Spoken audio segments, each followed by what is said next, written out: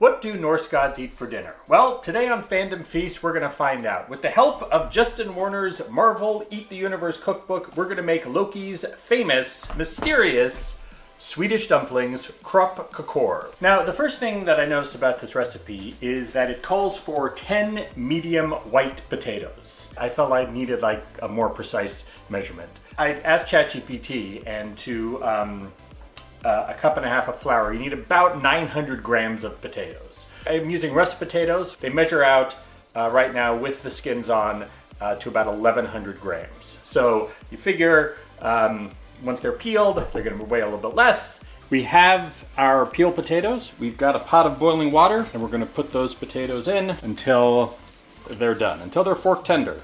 Okay, next up we have our diced bacon. This is 8 ounces of bacon. And we have a diced yellow onion. Now it says to put these in a skillet over medium-low heat for about 8 minutes.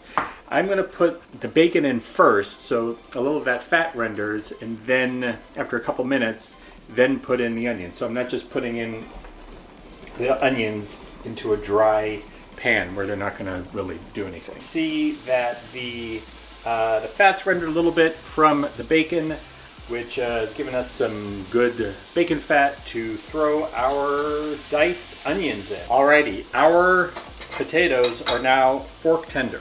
So that took about 20 minutes-ish. So we're gonna drain those. I'm gonna put these back in the pot. We're gonna mash up these potatoes. Then we're gonna make our dough. Got the beaten egg, and oh my God. Spilled some of the beaten egg. Come on, man.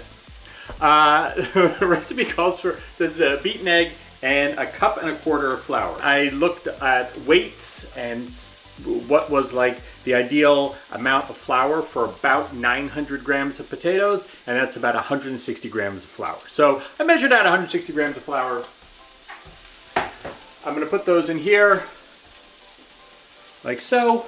And I'm going to add what's left of my beaten egg. And then we're going to stir this up until it becomes smooth. Now that we have a dough, we're going to dump it out onto a clean work surface. I'm going to just kind of knead it a little bit so we really got a cohesive dough. And then we're going to form it a proper log. So now we've got our log of dough. Back to our filling. I think the longer it goes, the better it is. I have the heat down low. We've got some nice like crunchy bits in here. Everything's like nice and rendered, and the sweetness has come out of the onions, and the bacon is nice and crisp. To this mixture of onions and bacon, we're gonna add a teaspoon of allspice. Gonna mix that up in there. Okay, so let's give that a taste. Yeah, all right, I'm gonna turn the heat off. That's delicious. Great, that's our filling. Okay, back to our log. So you want to cut your log into 12 pieces. Now, I've already done the calculations on this. If you just do half and half and keep having it, it's not going to be 12 pieces. You're going to get 8 pieces, and then you're going to get 16 pieces, and then you're going to be frustrated. So you want to like do a rough cut in half, and then you want to cut that in half, roughly. So now you got 4 pieces, and then you're going to cut the 4 pieces into thirds. So there, and there.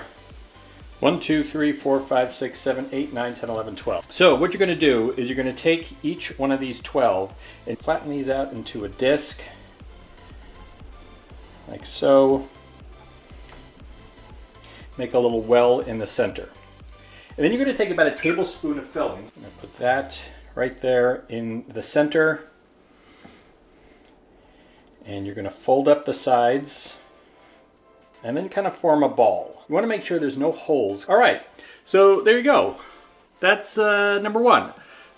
You're going to do 11 more? Okay, there you go. There are 12 Kroppkakor. This is pre-boiling. The recipe didn't call for any salt in the potato dough.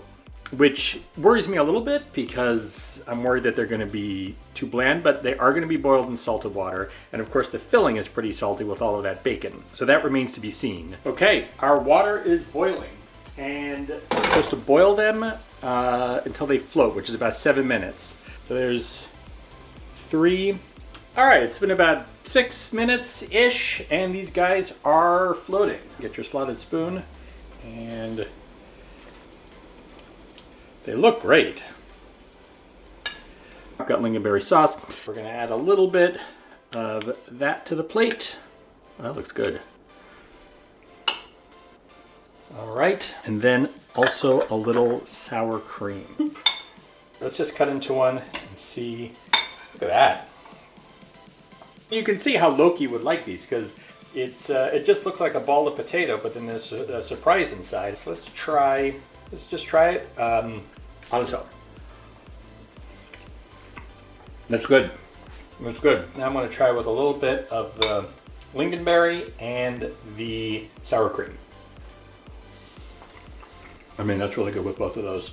That's really good. All right, so that is Loki's Kroppkakor, Swedish potato dumplings from the God of Mischief. Now, if you want your own copy of Marvel Eat the Universe by Justin Warner, there's a link in the show notes. And if you buy it with that link, I get a little bit of a kickback, so that's another way to help the channel, which I really appreciate. Thank you so much for watching and following me on this Swedish dumpling journey. This is Ryan from Fandom Feast, and we'll talk to you on the next one.